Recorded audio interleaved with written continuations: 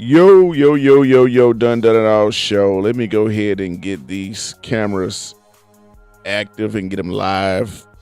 We had them freeze up for a minute, and I had to go ahead and kind of get them back, reset again, and get us back on the map. And we are back. How y'all doing? God is good. God is good. Yeah, so crazy. All the time. All the time. God is good. God is great. Won't he do it? Indeed. He will do it. Hey. Thank you for tuning into the Dunn It All show. I have my illustrious, great, and lovely co-host, permanent co-host with me, Crystal, the wife, Dunn. You know how to put the Dunn. Let me do the applause. Good morning, world. Because I don't have applause, but I gotta get applause button. Yeah. I gotta find like the artificial applause. Yeah. Won't he do it, baby? Indeed. He will all the time. Good morning. Man, listen here. Today is bright, it's sunny. I can tell you I'm a little bit relieved today. I had to get some things off my chest at our city council meeting yesterday, and so happy and proud of all my supporters. Babe, can you tag Pastor E in the live too when you get a minute? My wife over here making sure we tag everybody as many as we can. I want to thank y'all from the bottom of my heart for showing up at that meeting because it was something, and I needed the community support. I needed the family support, and I got everything I needed. It meant so much to me to have two of my nearest and dearest teachers that actually live in my community in Pleasant Grove there. Miss Cheryl Abrams Battle and Mrs. Alicia Harper. I love y'all. Y'all know I love y'all to the moon and back. Those my bonus moms. Yeah. They're really my bonus moms. And I am a product of you guys, of what you guys poured into. And This battle is actually watching. Good morning. Yeah. Good morning. I mean, like I'm so thankful for y'all. And we got to tag Miss Harper in there if you get a chance. Are you friends with Miss Harper? It should come up as Alicia Harper. We got to tag her in there or Yana. But man, it just meant so much to have y'all there, and I just want to say I appreciate it. Pastor E. Chris Erskine, man, you the truth. We done been, seen some different churches, during different campaigns and whatnot, and but by far, this dude has been the realest one I've ever met. And I've always said that if the Lord called me to be a pastor, which he gonna have to do some kind of calling, he gonna have to do some sign language, some Morse code, some of that. No. We're gonna get to that later. Y'all gonna understand what that just meant in a minute in the show.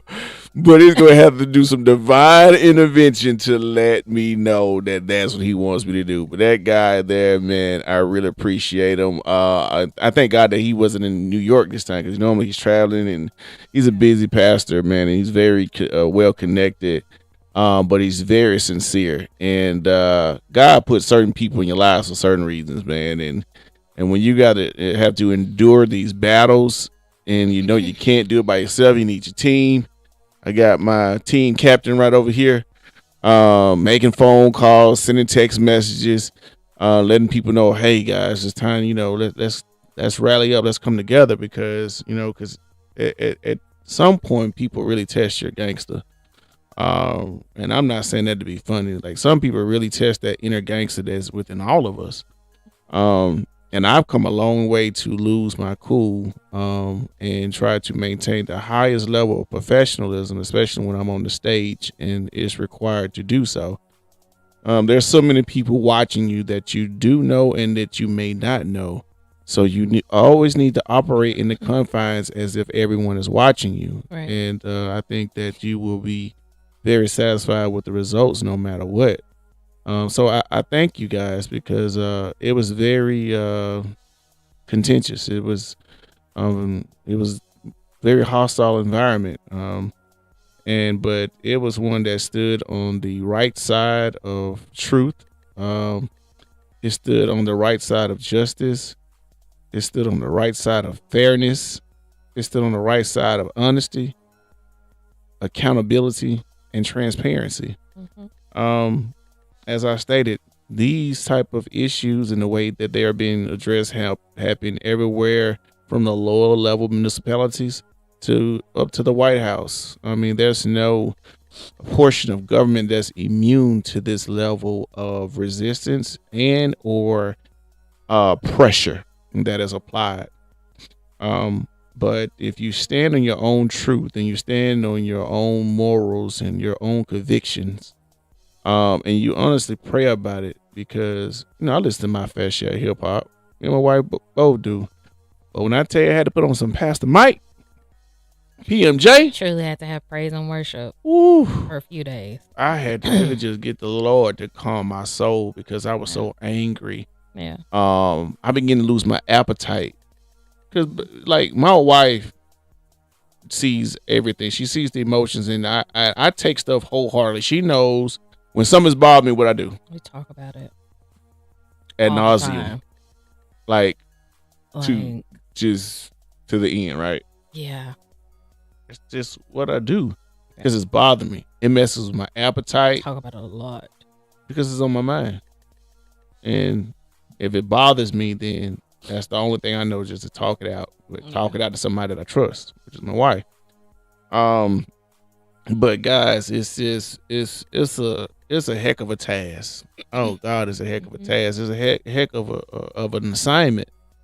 And I can tell you this: is not one that people take or should take for selfish motives. Because if you're not sincere, I guarantee you that's the easiest thing to point out amongst people. If they're fake, they're disingenuous. If you can tell off the bat, right or wrong, You're right. you can tell off the bat. No. You can tell somebody, like, if they say, you can tell even just looking at them. Love, that what it's called a love language, right? Mm-hmm. Love language is not just the words. No, It's the way it's you the look action. at each other, the way you Yeah. perceive one another, the things that you do. You can convey the overall message of loving someone without even actually saying the words. Yeah. Yesterday, I wanted to convey the message to the people to state that I love everybody in the community, even the people that don't like me. Hopefully your feelings or emotions will change. If not, then I honestly pray for you. I pray for even my enemies, because the last thing I want to wish is for someone else's downfall. But let's stick to what's right for the people. Let's just do what's fair, even if it's not in our favor. If it's not in your favor, still stand on the side of right. If you did something wrong, raise your hand and say, I messed up. Because that takes the argument of a lot of people. If you just, hey, I did it. Yeah. I did it. Yeah. That's on me. So, I can kind of go on and on and on, and there are other things that are going on in relation to this, and more discovery is going to come about. I made another round to City Hall today to request additional paperwork. I'm looking further into other business contracts that were done before my oath of office and those that have taken place since my oath of office, reading all the fine print, looking at any type of compromise that we may see or be faced with, resolutions, and just making sure that we abide by the same rules and not making the rules as we go, because you see that a lot. People make the rules as they go. They got because laws. they're making it convenient for them. Yeah, That's why they make them as they go, because they want them at that point. It's convenient for them. Yeah. So by far, being elected official, this is most gangster I've ever experienced. Politicians are the most gangster people I've ever. You know how you go through certain things in life and you be like, God, why you allow me to go through this? Why did I have to go through this? Why I had to show this emotion at this point in my life? Why did you make me go through this? Why this? Why that? God puts you through certain things for certain reasons to prepare you for certain seasons. If he does not put you through certain rigors, you will never ever be able to withstand the test of time when the tornado, the hurricane actually hits. He prepares you. He prepares you on a minute level so he can get you ready for the grand stage. Tests become testimonials. Right. All of this is all part of the overall plan for life. So many people look at life and they say that this didn't go well for me, that didn't go well for me. Instead of fighting through it, the easiest thing that you can do, one can do, is quit. It's easy to quit. But who likes a quitter? Now, sometimes you have to walk away from certain situations because you need to protect your own level of integrity, right, and or protect your history so you don't get tarnished, and you got to walk away. Right. That's a safe decision that has to be made. You have to really get your mind That's an together. adult decision. Adult decision. Well, I can't even say that because there's some kids that, Well, I mean, have learned to walk away. But right now they learn that on the kid level. We're speaking of, being an adult and walking away. It's the grownish in you thing to do. But it's hard. It's hard, man. It's hard. God, it's so hard. And I look at all the things that we do. Shout out to Sheldon Haygood. That's gonna be doing a special on us in next week sometime. Y'all will see that on Fox soon. But I really look at everything that we do. Could you tag Sheldon Haygood in there if you can? It may come up. Sheldon WBRC Fox 6, and he can use this as well. But the thing about it is this, like, and I can't sit here and just say I know I do a lot of things, but I can never do as many things as I do and have done successfully without my co-host here.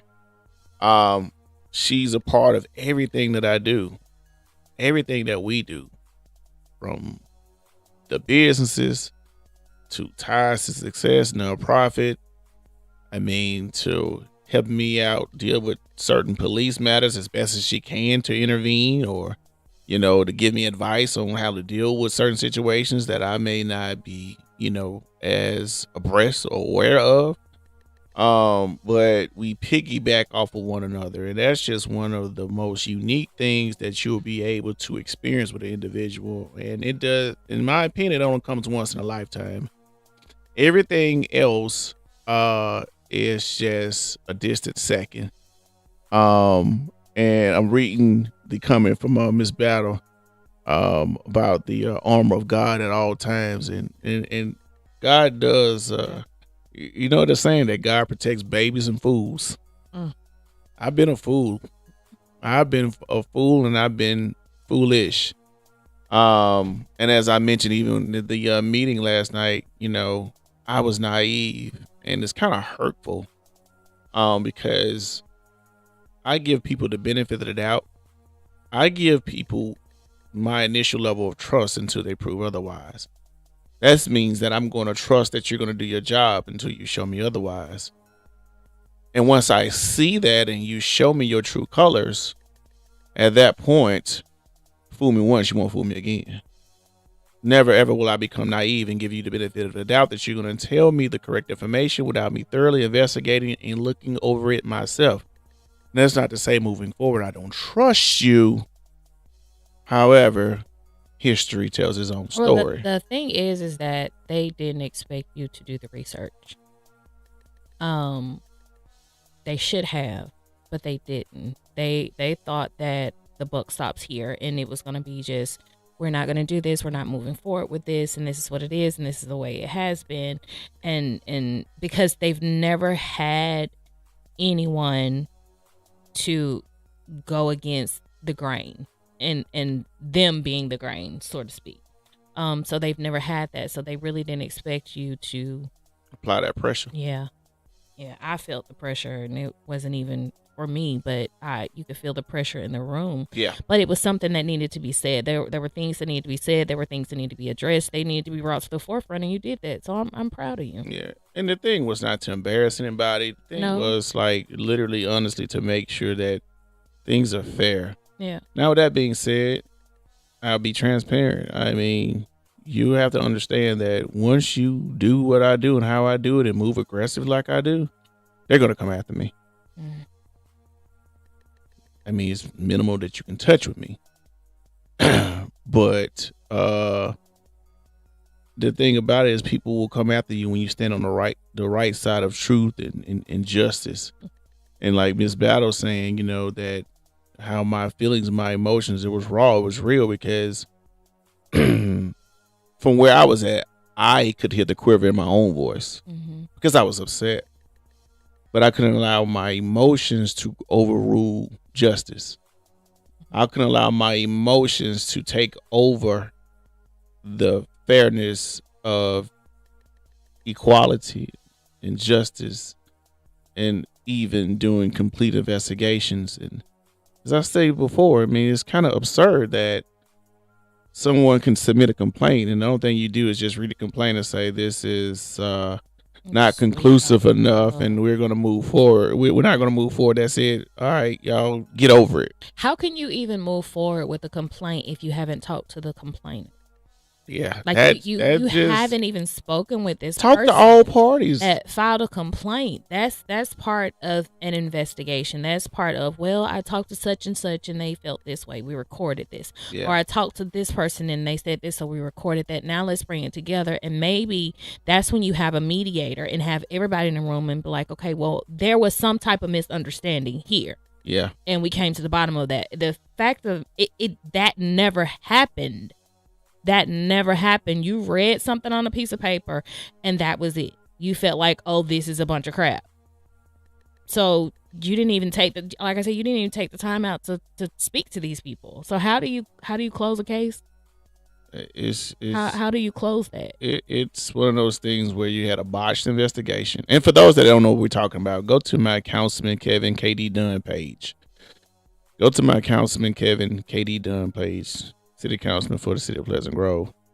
And you'll see, you know, what we're talking about. Watch the last two lives from a Park and Recreation Board meeting and watch the last live from the meeting from last night. And, you know, it all kind of makes sense. Overall, I'm just trying to do what's in the best interest of my citizens in every way. Young, old, black, white, mentally challenged. It is special needs. It doesn't matter. And I'm so sick of the issue as it relates to a resolution of it being, if it's not my problem, it's not a problem. It's so ridiculous. Yeah. It's so ridiculous. I stated it on this podcast. I even stated it in a meeting last night that if you compare the crack cocaine epidemic to the opioid response level, you would know exactly what I'm talking about. Just say no to drugs. Put them in jail. Oh, it's my people now. Let's give them treatment. They don't need jail. That's the mental illness. It's not their fault. Let's do rehab. Let's do rehab. Yeah. No jail. Come on. They need another opportunity. This young man and this young lady has a bright young future ahead of them. Give them an opportunity, please. Did you change your voice? Yes, I did.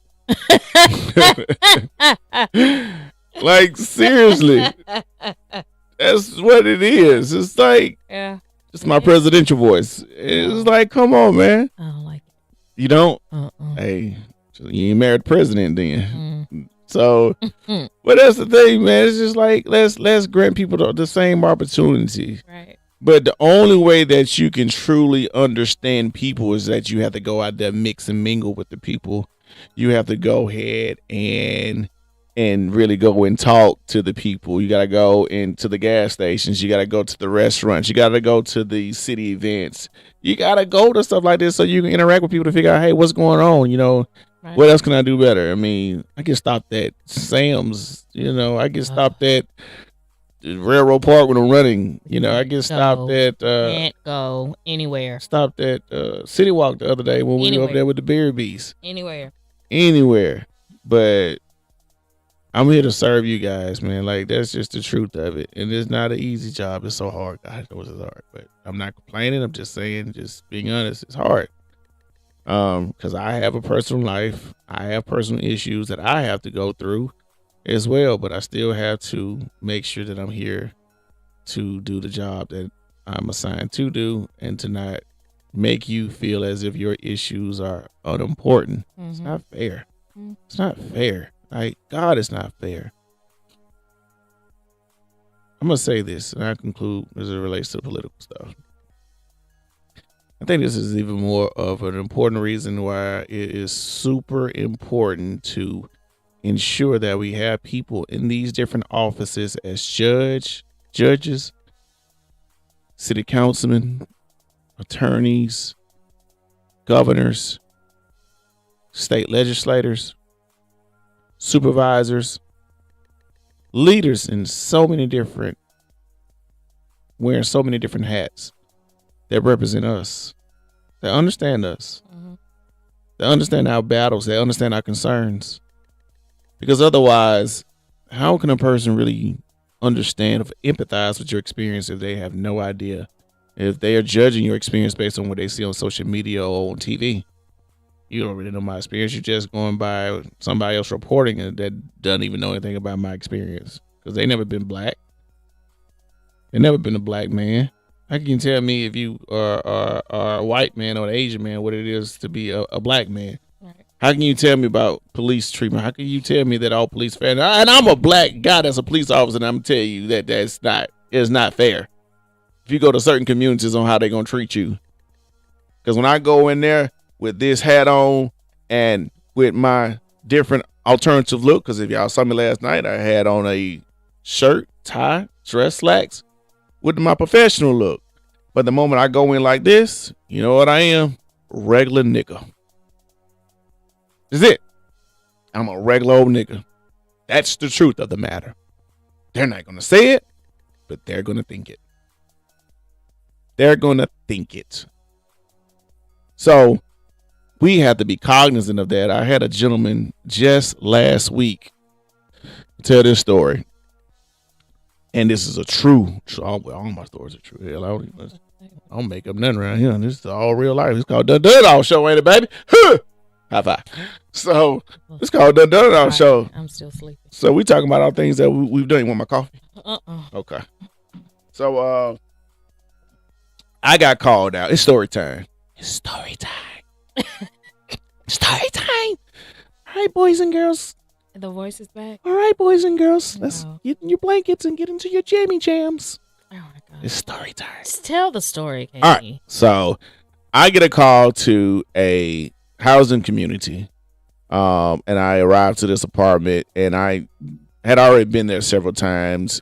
But each time the guy contacted us on the law enforcement end, it's like we pulled up. He didn't come to the door.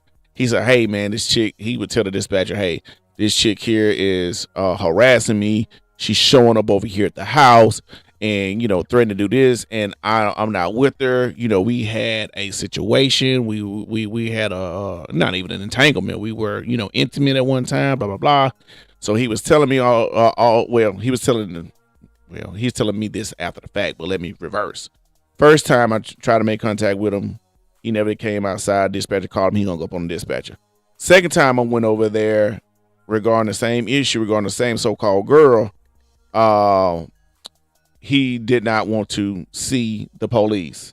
And I was like, well, if you got these issues with this girl, why you want to see the police? Like, dude, I'm a brother at the end of the day, but he don't know that. He's just thinking police. That's going to be important as we move forward in the story. So remember these bullet points. So the third time he contacts us, the call states that the girl that he was involved with, evidently he don't want to be with her, and she has destroyed his car, like literally destroyed his car.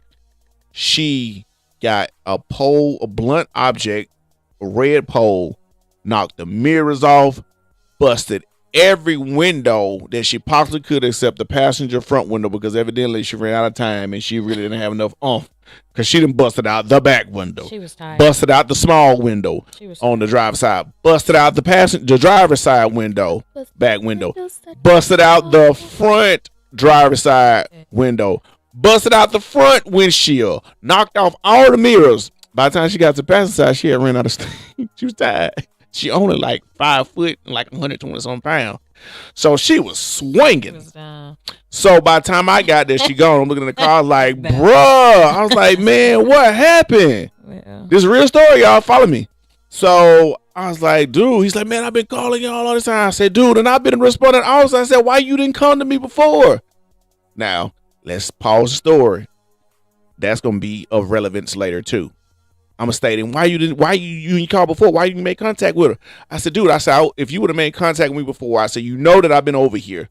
It's been recorded. I've been over here before. You just avoided our contact, and we trying to handle the issue. I said, bro, the only thing you had to do was tell me what I need to look. You can't tell me a gray Nissan. There's so many gray Nissans in this dang parking lot, bro. You gotta tell me more information. That's what the call said.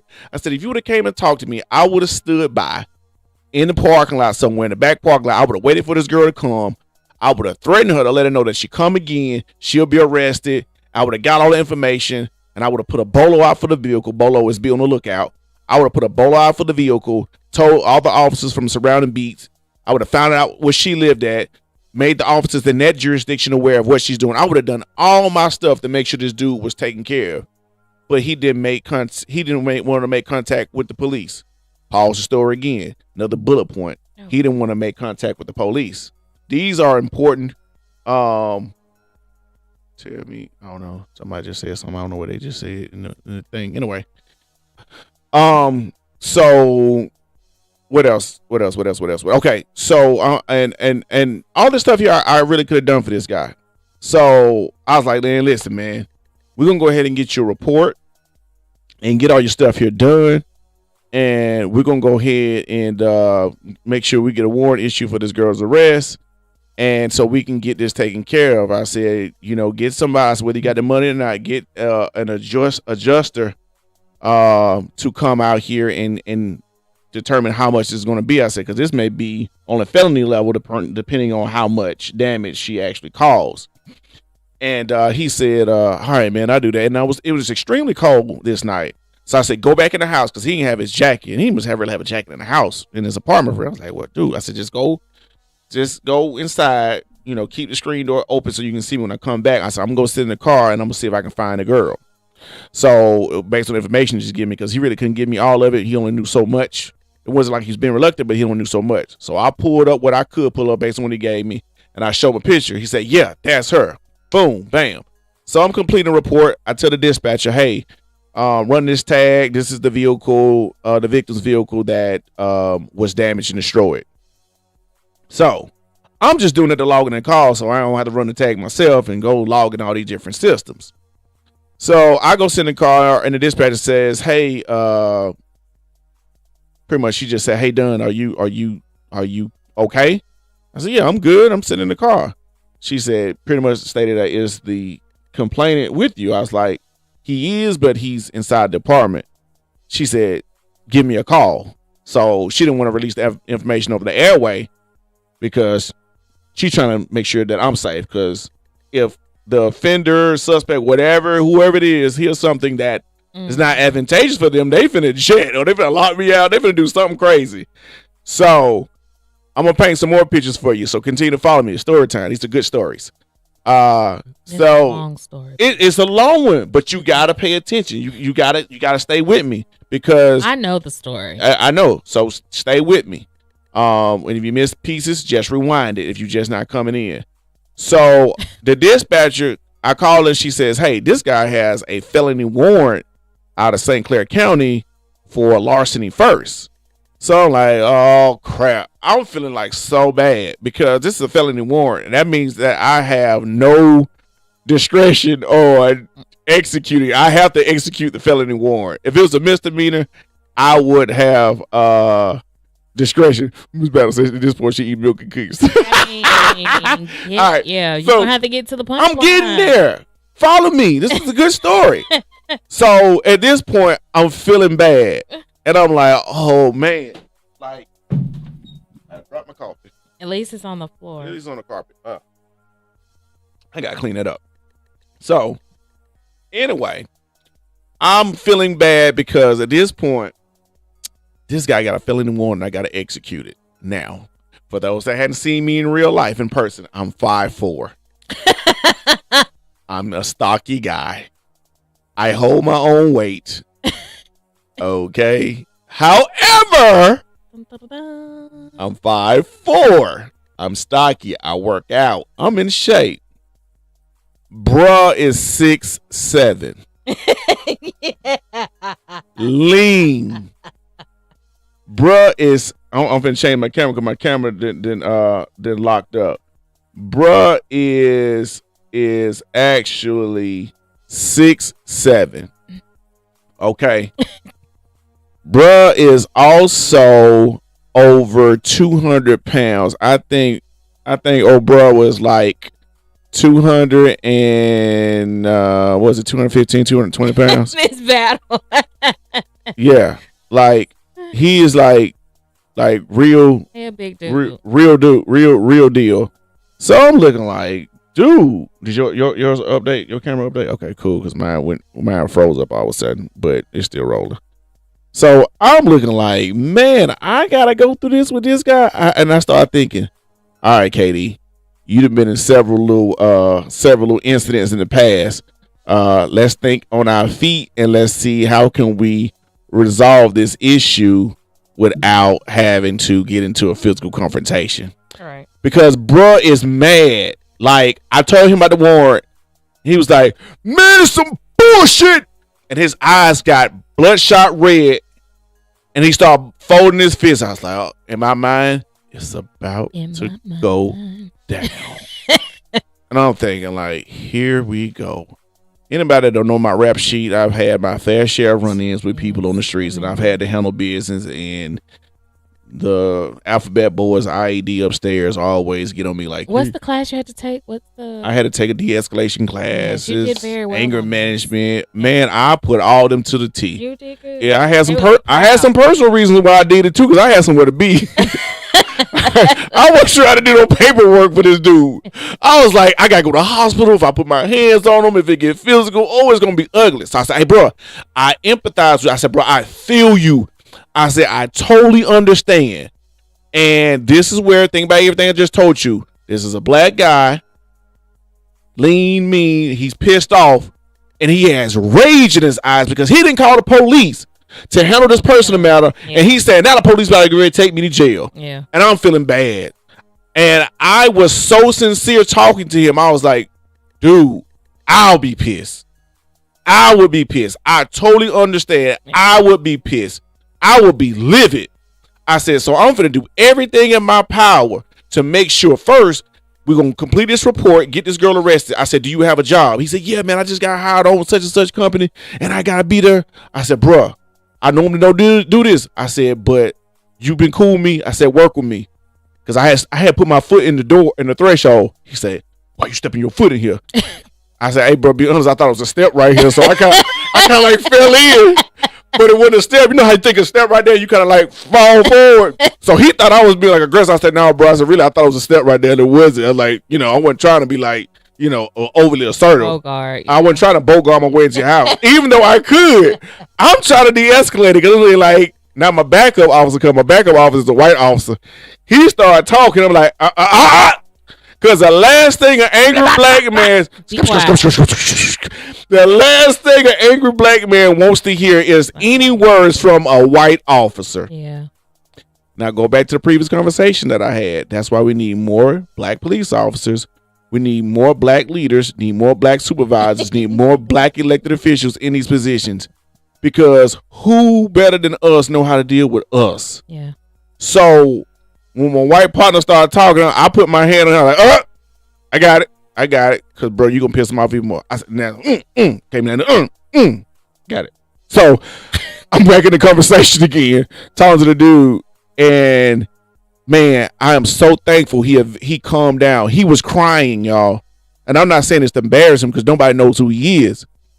He was crying. His eyes were red, bloodshot. He was visibly just pissed off. His fists were balled up. And me, I could thump with the best of them. But if I ain't got a thump, Lord knows, I don't want no smoke if I don't have to bring it at all. Eventually, he calmed down. I told his girlfriend to call his employer.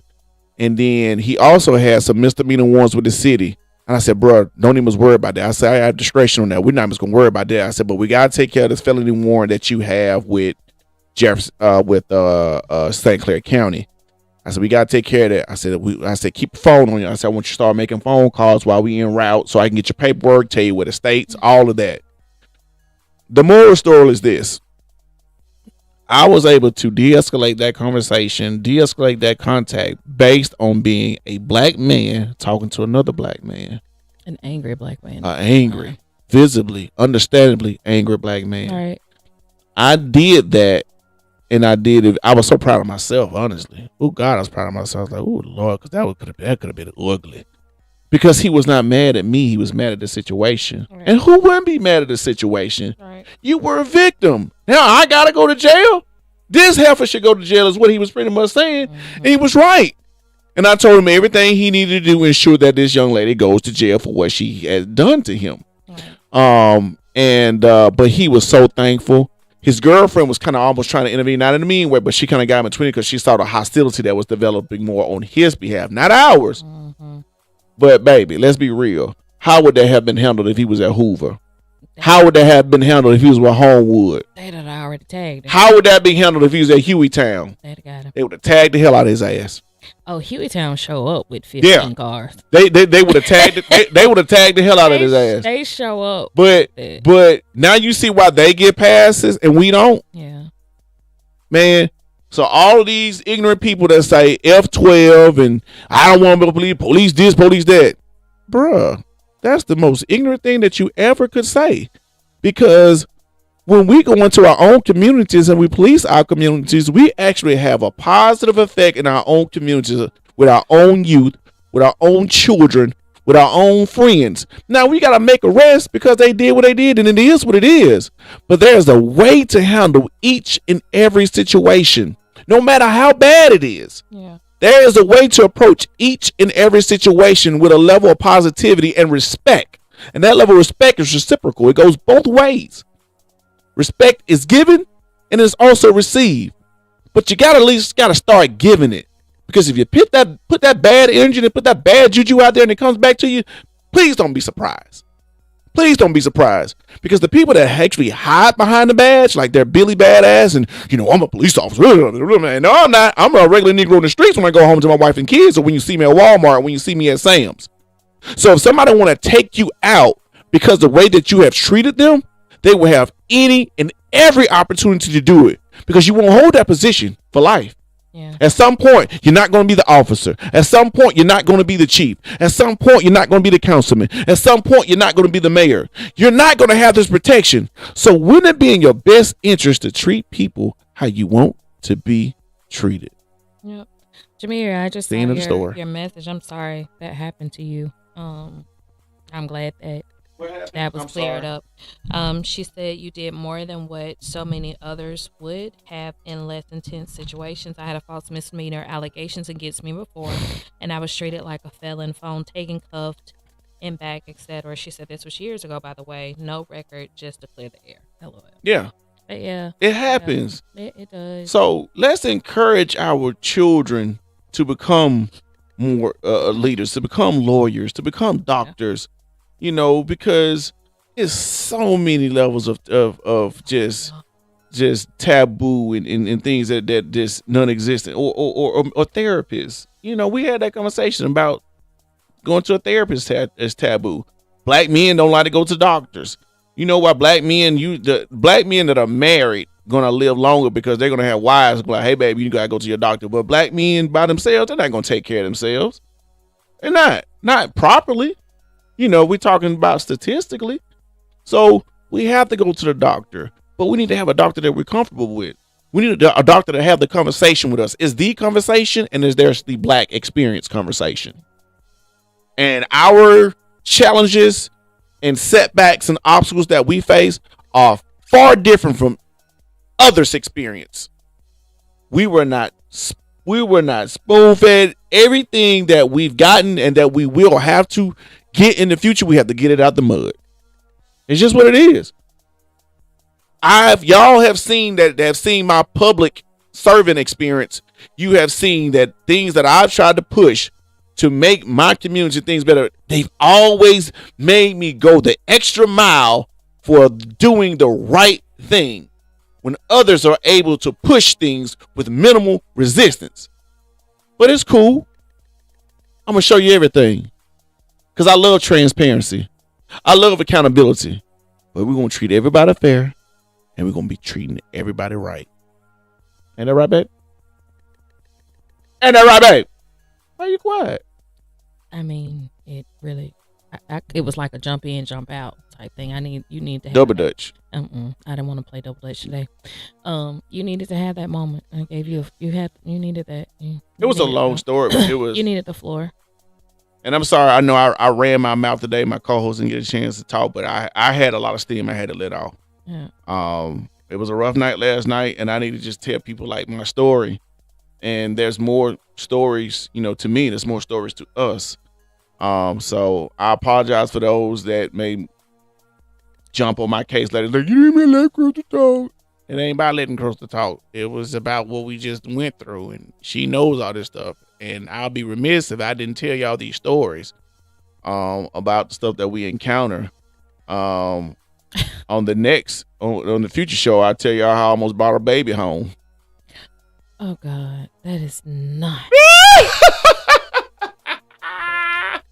That's when you gotta leave people. Hold on. Wait. What's the title of this show? I don't even know what the title is. The title of the show, I think, is He Done What? He Done What? See, that's how you leave people on the edge when they say that. That's how you sell stuff. Like, I'm gonna tell y'all the story how I almost brought a baby home. If my you can't tell them friends on here, they already you can't know. Tell them. No, So I'm gonna tell next story on next story time. Miss Battle says she's logging off now. the next story time, I'm gonna tell y'all how I almost brought extra baby home. The day in the life of KD. Done it all. Anything you want to say before we sign out, baby? Help. Man, listen. If y'all only knew, we got so many stories. But we hope that's going to help you guys. Yeah, and then you had me tag Sheldon Haygood from Fox 6 on this, and then you say that. Absolutely. Yeah, because Sheldon's going to want to know. No. It's a good story, though. No. You still here, ain't you? No, but it's... Yeah. Yeah. Let's people looking like, what does that mean? Go ahead and log off before I catch a case. Let's log off. Oh my goodness, people look like, what is he talking about? Because this is live stream. Tune in to the next Done It All show. Huh? What is that? Oh. Yeah, that's just this. Oh. Tune in to the next Done It All show, and I will tell y'all that story. He need a nap real bad, like right now. Yes. We both do, because I'm tired. Yeah. But yeah. Done It All. Y'all. Done It All. Until next time, we're going to do it again. I love y'all. Yeah.